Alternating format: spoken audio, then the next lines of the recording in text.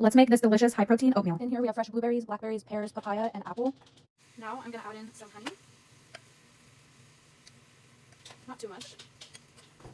And I'm also adding some pumpkin pie spice. You can just use cinnamon or nutmeg, whatever you want. I have it on medium heat, and I'm just going to pop the lid on there and let it sit while we get started on the oats. Now that our water is boiling, we'll turn the heat down and add half a cup of oats and give it a nice stir. We're only going to stir it and let it sit for about maybe a minute and a half to 2 minutes. This would be a good time to stir our fruit over here. It's looking really good so far. And now we will add in our 2 servings of egg whites to the oats. This step is very important. You want to make sure it's on low heat and that you start whisking it right away. This way the egg whites don't start to cook. Some of them might look like they're cooking a little bit. That is okay. You won't even taste it at the end. This adds 10 grams of protein to our oats that were originally only about 5 grams of protein. Add in a splash of vanilla and a serving of PB Fit, which is 2 tablespoons. And this is going to give our oats another 8 grams of protein. So we're up to 23 grams of protein so far in these oats.